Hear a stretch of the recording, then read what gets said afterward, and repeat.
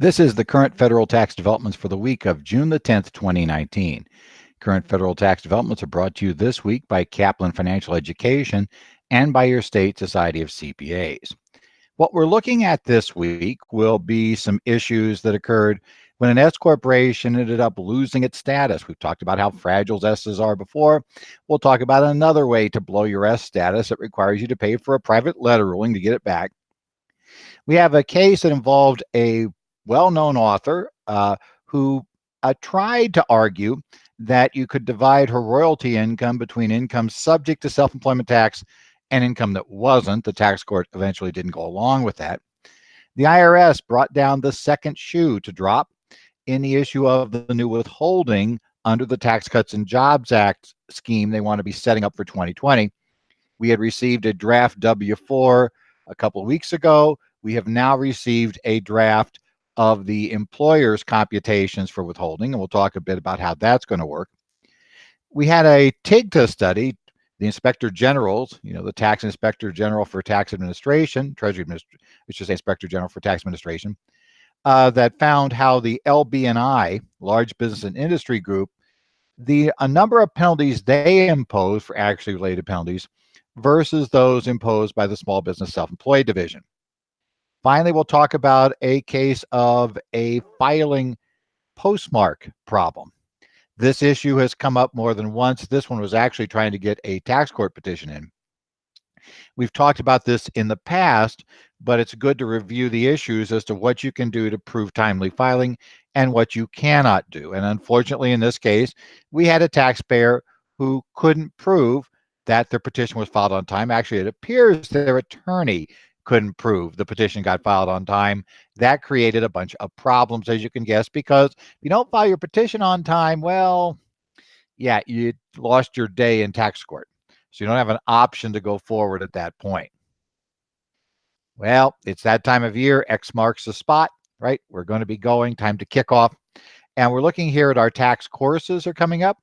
For those of you here in Arizona, I'm going to remind you, I have 3 days of courses coming up this week. The 10th, I'll be doing the course Nexus After Wayfair.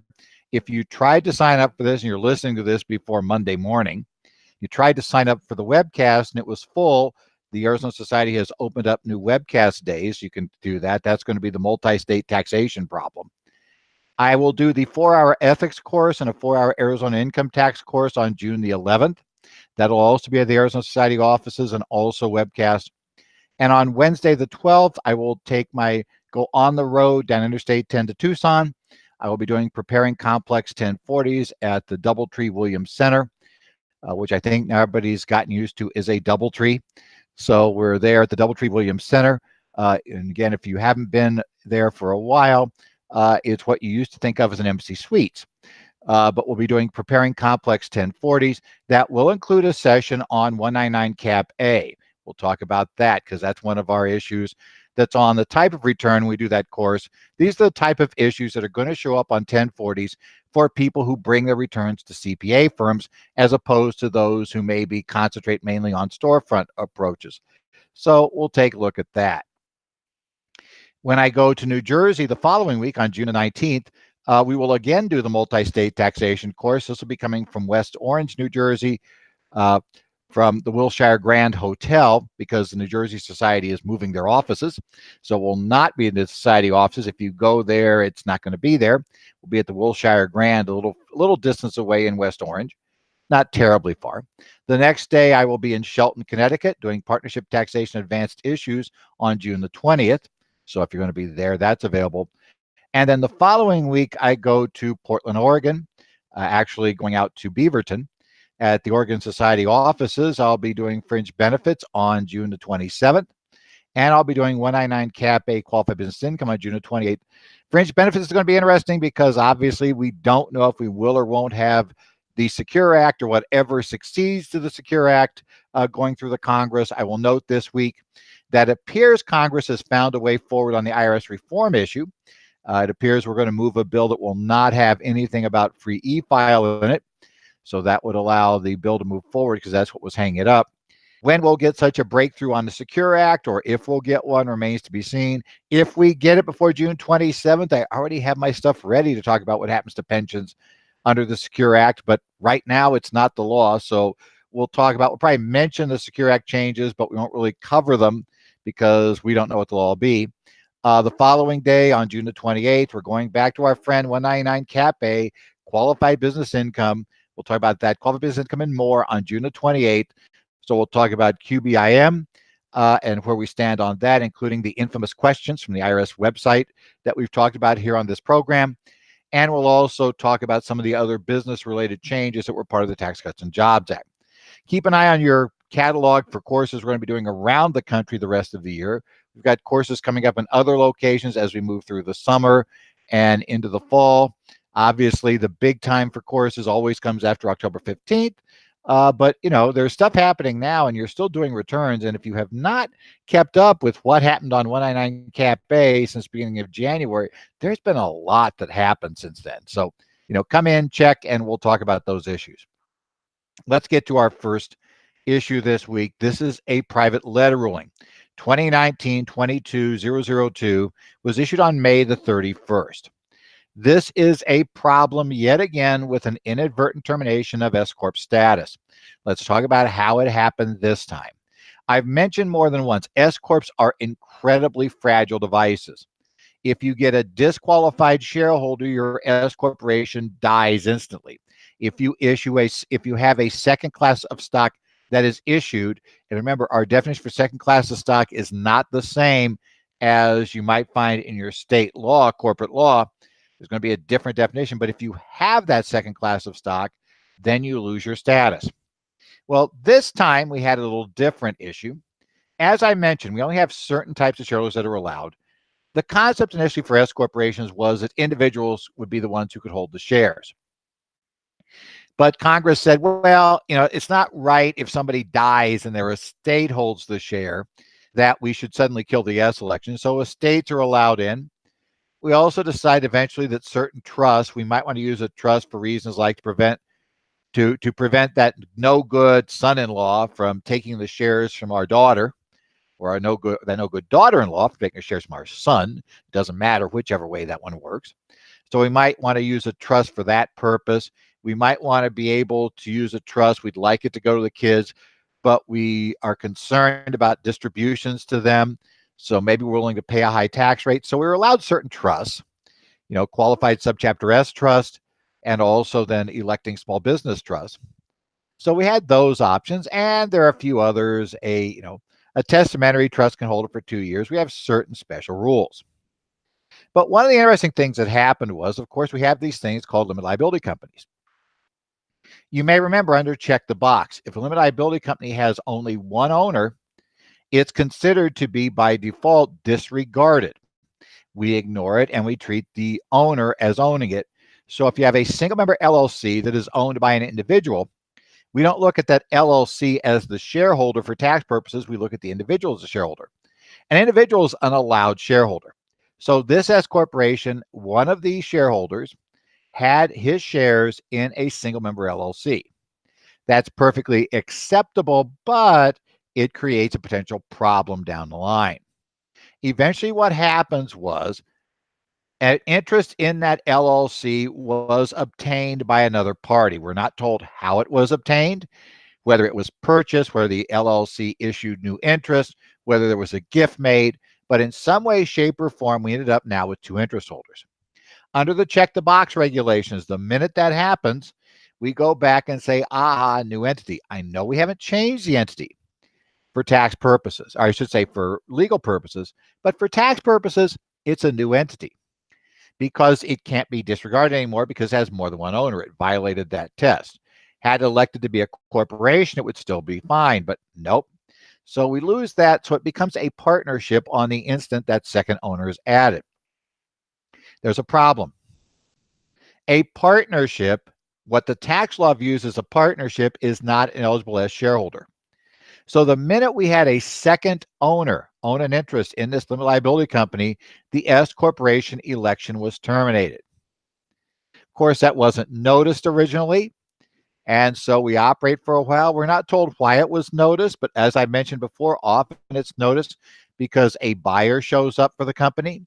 The buyer does their due diligence. The due diligence teams come back and reports this thing is not an S corporation because it has an eligible shareholder, and it has been an S corporation for years, and therefore it has failed to file the C corp returns, and it has failed to pay its tax for yay many years. There's all these potential liabilities.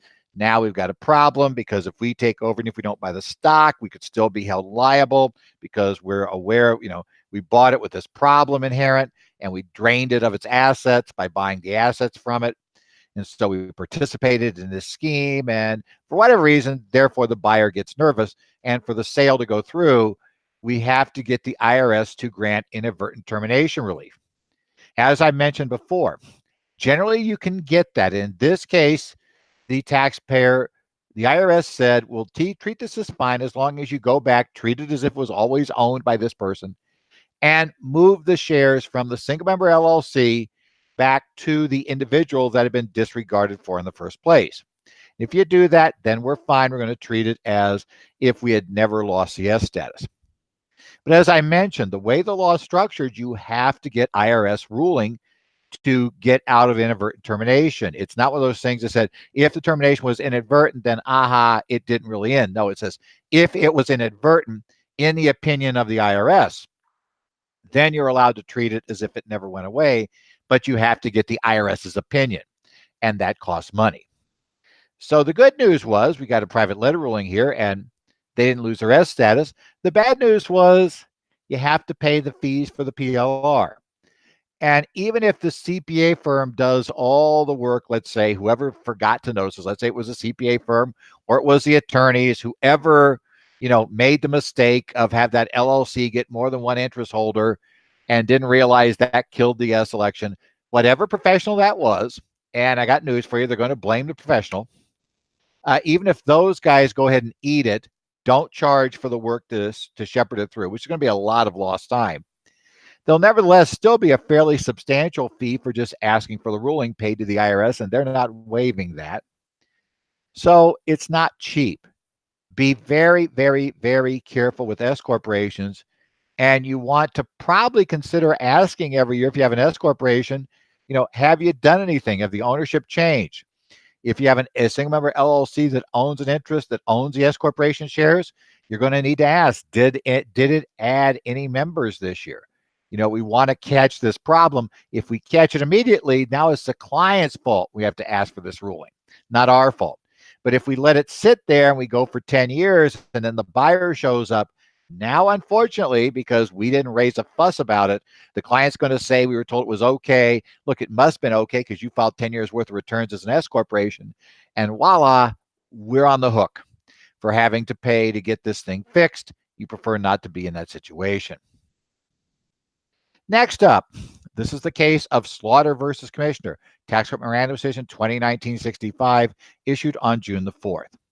Now, interestingly enough, this case, tax analysts kind of, didn't say for sure who this author was because unusually the case does not give this person's first name. It just says K. Slaughter. However, this is either the worst attempt to hide somebody's identity ever, or it wasn't really that attempt and K's on there for some other reason, or it was the greatest hiding of identity. And there is definitely an author in Georgia that has a real complaint to make against some other author in Georgia because it certainly looks like we know who this is. So in any event, Slaughter versus Commissioner. This was a case of a well-known author, we're told, who wanted to split her royalty payments into two parts. And she wanted to do this for self-employment tax purposes. And and she didn't actually come up with this idea.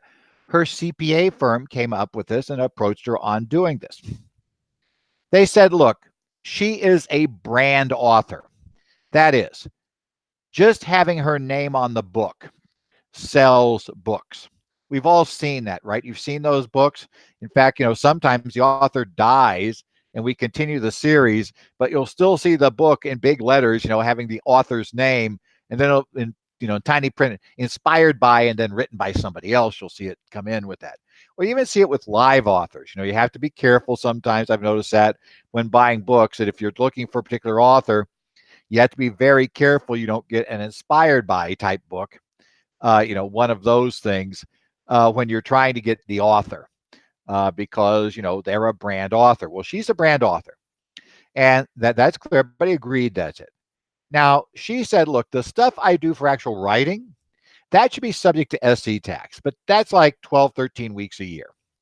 The rest of the time, I'm going out and doing things to build my brand and to help the brand and therefore help the publisher based on my brand.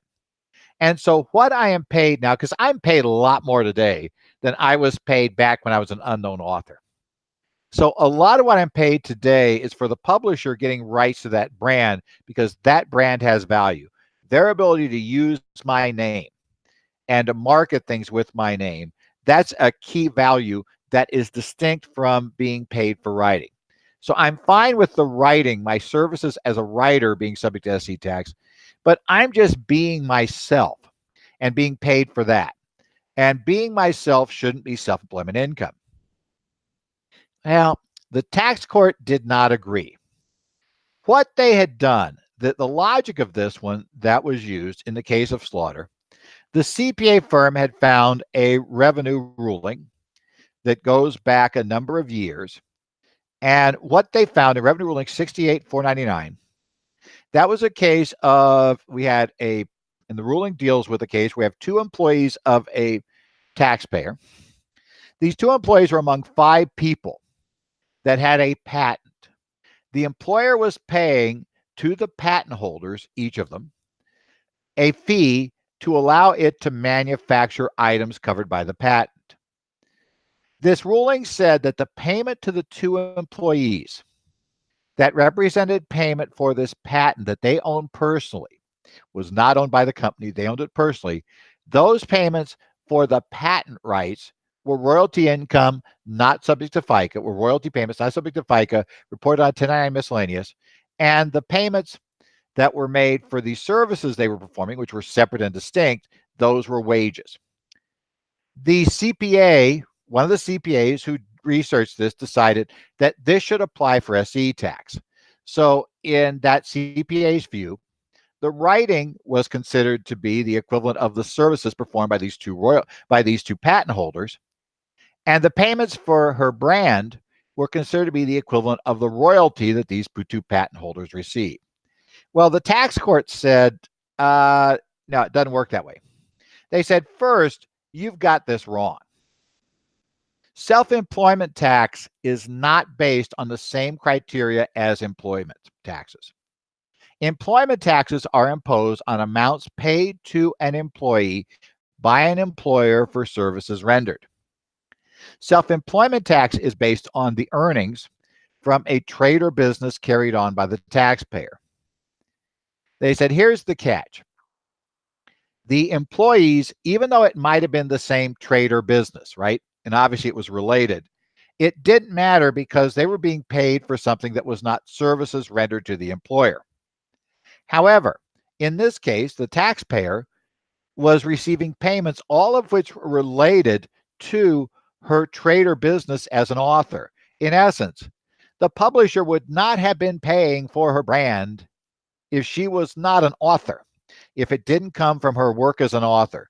So it's all related to the same trade or business. In fact, the tax court pointed out that there have been hobby loss cases where they've used that expectation of increase in reputation or the value of reputation to go ahead and treat it as a trade or business. So the court says this is radically different. So that ruling is inappropriate. It's not the right ruling. It would never apply in a self-employment case. So because of that, we're looking at 1402, 1402A, and 1402A's definition just simply says, does the payment for her brand arise from her trade or business? The tax court said clearly it does.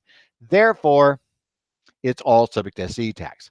Now, interestingly enough, this is yet another situation where we're looking at the definition of what is part of a trade or business. So we're kind of back to the same problem we've been looking at, you may guess, under old 199 Cap A issues. It's kind of interesting. The same problems just keep occurring for us. So we're back to trade or business. Now, one nice thing that happened for the author, because she gave the CPA firm all the necessary information, because she got advice from them, and she particularly relied upon their advice for a filing position, the tax court did not impose a penalty on her for the underpayment of tax. Now, I was on another group where somebody asked the question of, well, did the CPA firm get penalized? The answer to that would be, as I said on the group, is first thing is we would never know if that was the case, at least unless the CPA firm was actually penalized and took the matter into a court or some other venue where we could see the case. The other thing to remember is penalties against the preparer are going to be a separate item. They are not going to be handled by the agent handling the case. That would be a conflict of interest that could allow the agent to squeeze the representative, let's say. So bottom line is no, that's not going to be a part of that. It would be a separate item. We do not know. My guess is we don't have enough information to understand, the nature of how they arrived at this. We do know that they had an authority, and merely misinterpreting an authority, unless it's grossly misinterpreted, should probably not be enough to trigger such a penalty. So if you want to know my guess is the IRS probably won't move there because I think it'd be difficult for them to win this case. But again, do we know? No. But certainly, if the IRS looks into this on the preparer's standpoint, the quality of the preparer's records and how they arrived at their decision, the process they used to do it would all be significant in that area. Hey, remember that we had the new W-4? Well, this week we got a draft of Publication 15T, Federal Income Tax Withholding Methods. It was issued on Friday, June the 7th. This is the companion piece to the draft W-4. This provides us with the calculations that we'll be using on the new W-4 after we're given the new W-4 in order to compute the proper amount of taxes to withheld from the employee. This particular form is meant for comments, and you can begin kind of revising your systems to handle this. This is going to be radically different from the old system. It does explain to us, though, how we're going to make the equivalency work. Because remember, the employees don't have to give us new W-4s come January. They can. If they do new W-4s or if they change their W-4s beginning in January, they've got to use the new W-4 form. But if they don't do that, then we're going to still have the withholding exemptions. What we're going to find out is the way this system works, so you understand basically, we're going to really be working with a calculation. The employer is going to gross up. We're going to basically, the employer is going to compute for the paycheck an annualized earnings based on that paycheck on the pay period. So if you get paid $1,000 in a weekly pay period, we're going to calculate that you're going to be paid $52,000. We're then going to work into your filing status, and we're going to look at, some other information you provide us. What's going to happen is I'm going to compute what your income that we're going to do the withholding based on for the whole year. If you are using in this case, the wage bracket method of withholding, that one where you look up in the table, then we're going to divide that annual earnings by the number of pay periods again. So we're going to take it back down to a single payroll. And we're going to look that up in the table, and that'll give us a number to withhold. If you're using percentage method, you'll actually compute on the annual amount, come up with how much you would withhold annually if all the paychecks were the same, and then divide it by that number of pay periods to get how much to take out of this payroll check. So we're going to do it on that calculation. If they keep exemptions, then what you're going to get is an adjustment. That's a flat dollar level adjustment. That's going to be the number of exemptions, right? The number of, so if they claim so many exemptions, you're going to multiply that by a factor and reduce that 52,000 by the factor, then compute. Now, again, remember the employee's been told that they have two W-2s, whether it's one person with two W-2s or a married couple that each has a W-2, then only the high earner is supposed to make most of the adjustments. Okay, there is a special withhold extra box in step 2. And they tell us with these instructions how that's going to work. Okay, that's how this all runs out. So we have this brand new wonderful system. It takes inputs from the new W-4. Now, what this has in here is the way this thing works. It's a 9-page publication. There are 2 pages that are instructions. It's like a standard publication. So the front page has the little picture and the title, and then some instructions. The instructions drift over onto page 2. So there's really probably about a page of instructions to work with. And then they have a full page employer's worksheet to calculate. This is the one you're going to want to look at if you're going to be involved with, let's say, if you're going to hand calculate withholding, how much you're going to withhold, or if you're going to be involved in trying to program a system to do it. You want to look at that page of how it works. And if you're not involved in either one of those, you probably still want to look at it because you're going to advise anybody. And I don't care if you're in industry or you're in public accounting. If you're in tax, somebody's going to walk up to you, even if it's just one of your relatives, and want you to help them fill in their W-4. So you kind of need to know how this thing's going to work. So work through that worksheet. That worksheet takes all of its entries from the W-4. You then have calculations. The next page would have a page of withholding method tables. You have 5 pages of wage bracket tables. So whichever one of those two you're working with.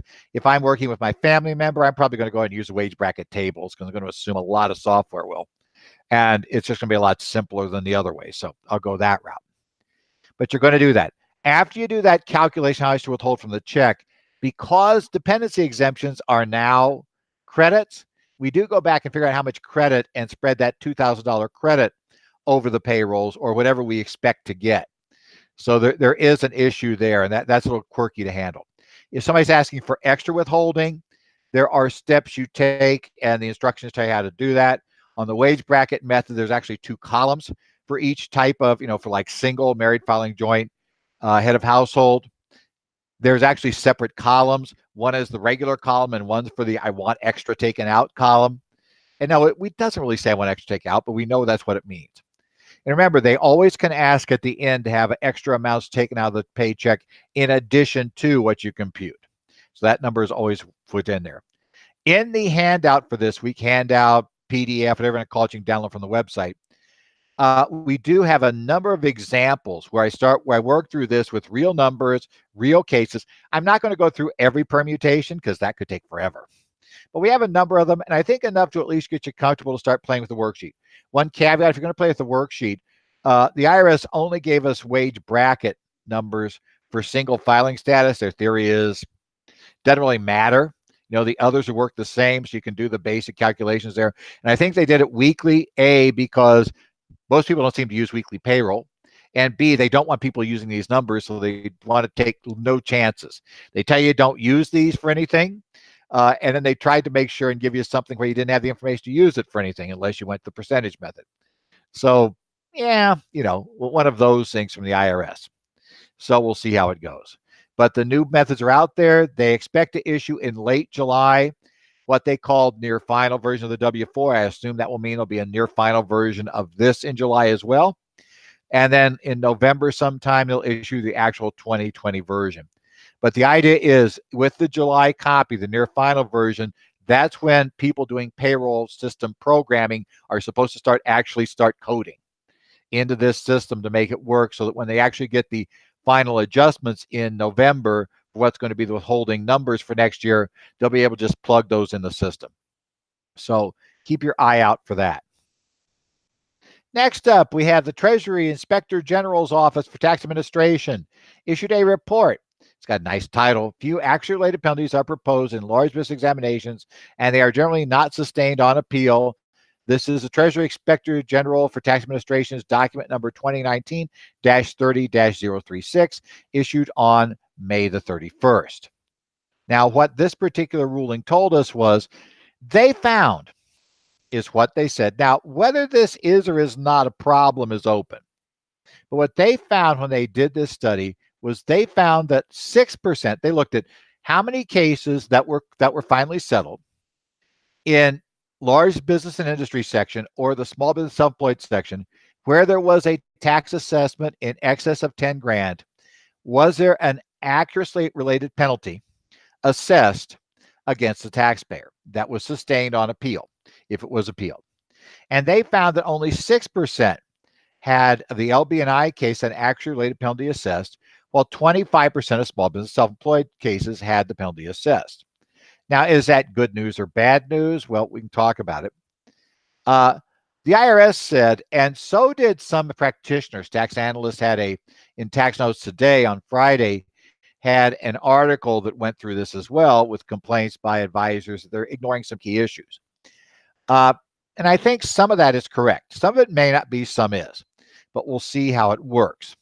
The IRS said, though, there are differences. They did agree, though, the IRS about documentation issues. So one of the things TIGTA tripped them up on is examiners are always supposed to document their decisions to impose or not impose penalties, and they found a lot of cases had no documentation one way or the other in that regard. And so the IRS agreed there. But the question of is it really a problem that these are different? That's a more interesting case. One problem I have with this is they used a fixed dollar amount. $10,000 in large business and industry cases, probably in many cases, that was not over the limit for the substantial understatement penalty, because the substantial understatement penalty is based on a percent of misstatement. So are you within 10%? Was the amount of tax assessed more than 10% of the amount that ultimately was considered to be due? And obviously, if your total tax liability is $200 million, 10 grand is not close to that number. If your tax liability was, let's say $90,000, then yeah, you're getting there. If you're above 10 grand, we're going to be in problems areas. And 10 grand is a cutoff for a substantial understatement dollar level at small business self-employed. So my guess is the vast majority of SBSE assessments that are above 10 grand are probably getting hit with the automatic substantial understatement penalty. While the flip side of that is I suspect the large majority of large business and industry exams that are above 10 grand assessed are probably below that limit, and now the burden goes to the IRS if they try to assess that penalty. But also I'd say part of it, though, probably does relate to a simple fact that large business and industry knows that if they propose a penalty, they're likely ending up in tax court, that those people are likely to fight, they're experienced, they have counsel on retainer, and that they're likely to fight it through appeals. While a lot of the small business self-employed taxpayers, large number of those are probably self-represented, where there's no realistic risk of this assessment ever being challenged. So should that make a difference? Well, arguably no. Does it make a difference? Oh, sure. Lots of things happen there, including the simple fact that if a small business self-employed person doesn't appeal or doesn't have any idea how to appeal a penalty, then yeah, it's going to stay on. So I think it's interesting data. I do not think it indicates absolutely that, large businesses are getting away with murder. But it is an interesting difference, and clearly documentation would be nicer for the IRS on these issues. Final case for the week, we're going to take a case at Williams versus Commissioner, which leads me to an aside. Over the years, we've had multiple cases of Williams versus Commissioner, different Williams, but they never do well in tax court. It's just, I'm not sure what it is, but if your last name is Williams, if an IRS exam starts, I would consider going and getting your name changed. Because every time I've looked at a Williams versus Commissioner case, and we've had a number of them, it's never turned out good for the taxpayer. We've talked about too many Williams cases here. So, go get your name changed to Jones or Smith or anything else, right, that goes for that. But Williams seems to be bad, and I don't know why. But this is Tax Court Memorandum Case 2019-66. It was issued on June the 5th. This is a timely mailing, timely filing case. The attorney in question, this is a tax court petition. It was due in the tax court. As always, 90 days after the IRS gave their notice, you have to go ahead and get it to the tax court. Now, in this case, the petition was required to be at the tax court by December 3rd of 2014. The actual petition arrived at the tax court 28 days later in an envelope that had no postmark. Now, the attorney said, well, he knows he put it in the mailbox because he recalled his daughter was scheduled to have surgery on December 3rd. And he remembered that he was rushing to get it done because she was going to be in surgery the next day. And believe it or not, it's usually considered good to be at the hospital if your kid's in surgery. So, we're going to have that. And he said he remembered mailing it that night. So it should have been postmarked on December 3rd. And let's not forget, it's not like an envelope showed up with a postmark of January the 1st or some other date. That clearly would have been later. Now, it is true it didn't arrive until into January, which is suspicious. But, he said, no, I remember it. I'm testifying. Now, there's nothing in the regulations that tell us what to do if there's no postmark on the envelope. The section that covers this, which is Internal Revenue Section 7502, merely provides that if an item is mailed, and if it is mailed before the date on which on or before the date on which the document is supposed to be delivered to the Internal Revenue Service, which includes the tax court in this case, it arrives after that date, the postmark date applied by the Postal Service will be deemed the date it was delivered, so it'll be timely. So even though it arrived 28 days later, if there had been a postmark on there that said December 3rd, 2014, it would have been timely. But there wasn't one. And the regs don't tell us what to do if there's not a postmark. We have some discussion what to do with metered mail. We have some discussion of, what to do with other situations, but not what to do if it just doesn't get postmarked. And the tax court said, look, it appears it was delivered by the Postal Service. I love how they said that because, I don't know if they're thinking that somehow the attorney broke in, realized the problem, broke in one night and, stuck the envelope in, or somehow snuck in, kind of a James Bond move, snuck in and got the envelope in there inside the Postal Service without any, postmark on it, because it did have stamps on it, just no postmark. But they said, but nevertheless, we're going to assume the Postal Service delivered it. The problem is the burden is on the taxpayer to prove that why it took that extra time to get there. And the court went back. They'd done it before. There seems to be some problem with mailing from Salt Lake City, too. This guy was double hit. His name is Williams, and the document's being mailed from Salt Lake City because last year, remember, we had 2 cases from Salt Lake City on postmarks for stamps.com. Okay. But here's the problem. He couldn't show why it wasn't delivered. He said, well, it's a holiday season. I mailed it between Thanksgiving and New Year's. The Postal Service is busy that time of year. So I'm sure it really got all messed up. The court said, we've allowed a few days extra compared to what it should have taken to be delivered. But we've never allowed, and by the way, that is one of the tests the courts have developed. If it has no postmark, but arrives within the time that we would expect it to arrive had it been timely mailed, then the court's going to assume it was timely mailed. If it arrives outside that range, you've got to give us an explanation. The court said also the Postal Service, the IRS produced evidence from the Postal Service. Postal employees said if an envelope is actually delayed in the mail or it was like damaged, there should have been some marking on the envelope explaining what happened. And I think we've all seen that before. You ever gotten an envelope that kind of got misdelivered or got damaged in the mail? There's been stuff on it by the Postal Service. And this envelope had none of that information on it. So they said, it should have said if in fact something happened that delayed the delivery, there should have been a Postal Service note about it. There was none. So they're saying that also raises questions about delayed delivery. We also should say the other problem the court had with the attorney's story, and I think this really did hurt, was, remember, the attorney told us he was writing it the night before. But the problem is, his date of his signature on the petition was November the 29th, not December 2nd. So the idea was this whole story, you're writing it but the night before, doesn't really make sense because the petition appeared to be signed and done on the 29th of November, well ahead of December 2nd. So this story about you being up middle of the night just doesn't really wash with us. Yeah, I think, let's be honest, what the court suspected was it got done on the 29th. For whatever reason, it didn't get mailed.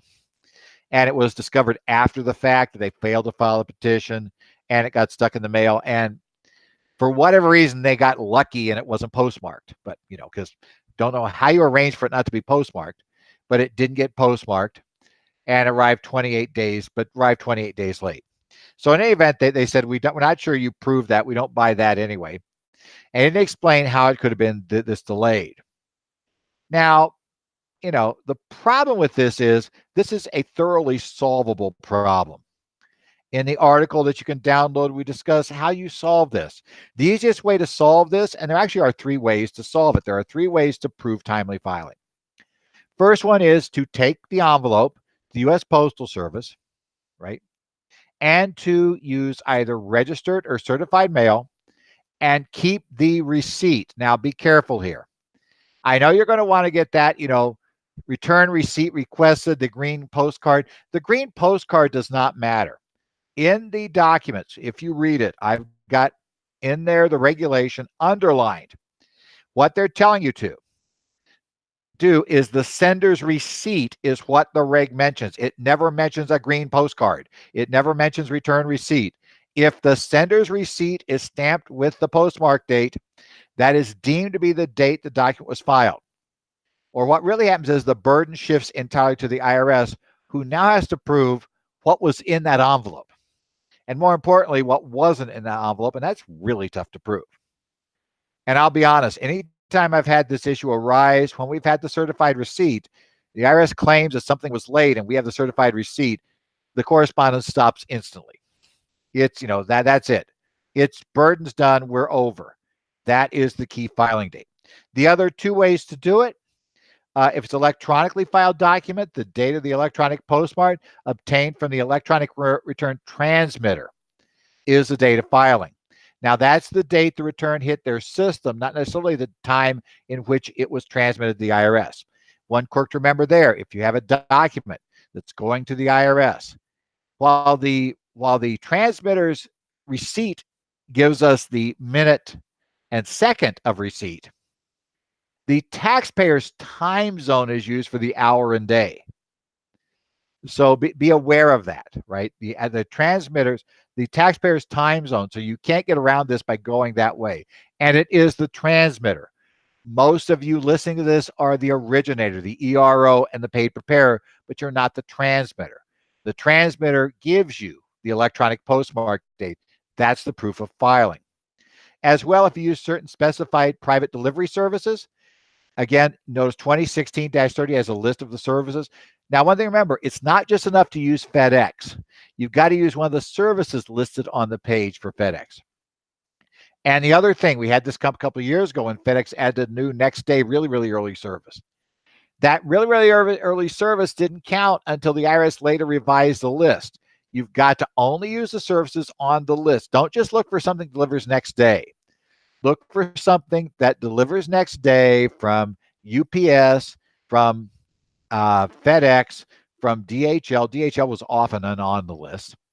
But you have to look for one of their services that's on the IRS's list. It doesn't actually have to be next day. Second day delivery actually works in these cases, but it has to be one of the approved services. That's the way you prove it.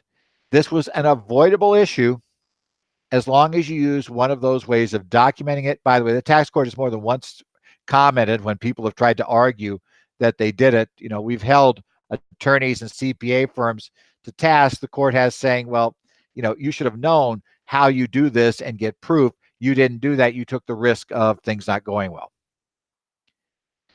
It's registration time. Be sure to register now for your CPE. As I say, I've got courses this week in Arizona. We've got courses coming up in New Jersey and Connecticut the following week, and then Oregon the week after that. Check your state society CPE catalog. Now, I've got a lot here in June because certain states, not Arizona, but certain states have June deadlines for renewals. So we've got these odd dates we trace, and I've got a few things happening. So we've got those. So, but if you're in Connecticut, New Jersey, Oregon, or if you get this quickly enough, Arizona, take a look at those courses. I'd be glad to see you there. Two of the Arizona courses, the first two this week, the multi-state taxation, actually the three, and the Arizona tax and Arizona ethics courses are going to be webcast. The other courses I'm doing, as I recall, are not being webcast. I'm not totally sure about the ones in Oregon, but I do know the ones, the courses in New Jersey, the course in New Jersey is not being webcast. Neither is the one in Shelton. The court in New Jersey will start webcasting, I understand, but right now they're still waiting to move offices. So yeah, the hotel, we're not going to try that. That's really tricky if you ever try to webcast from a hotel. Tried that a couple of times. It gets really interesting sometimes. This has been the current federal tax developments for the week of don't get that far ahead, June the 10th, 2019. You can follow our updates online as things happen during the week. I'll try to write up updates on currentfederaltaxdevelopments.com. If you have any questions or comments, you can send them to me, Ed Zollers at currentfederaltaxdevelopments.com. You can follow me on Twitter. I'm at Ed Zollers. And I also follow discussions on the subreddit, reddit.com/r/taxpros. I follow discussions on the Connect websites for the Arizona, New Jersey, and Minnesota societies of CPAs. And I look in from time to Tax Talk for Cal CPA. That's a Yahoo Groups site. That one, unlike the Connect sites that are going to be limited to the members of those societies, the Tax Talk site for Cal CPA is open to any CPA around the country. So if you got nowhere else to go, you can go there. Check your own state society to see if they offer a similar option. A number of them do. Or check in to Cal CPA or on the Tax Pro site on Reddit. And with that, we'll see what happens this week. We got two bills that are kind of in weird shape in the Senate, one of which may actually be moving now, though, the IRS, the IRS reform bill. And so we'll see what happens there. We'll look at our developments. We're still waiting on a bunch of proposed regs, including the proposed regs made it out of OIRA this week on the state tax credit issues that we have for the state and local tax deduction. If we make a contribution to a state tax credit organization, that gives us a credit against our state income taxes. If we give to a certain charitable organization, do we still get charitable deduction? Those regs are due to be out, we're told. At least OIRA's kicked them back to Treasury. So we'll see what happens there. So if anything happens this week, we're going to hopefully tell you what happened and come back here a week from now and discuss the developments under current federal tax developments.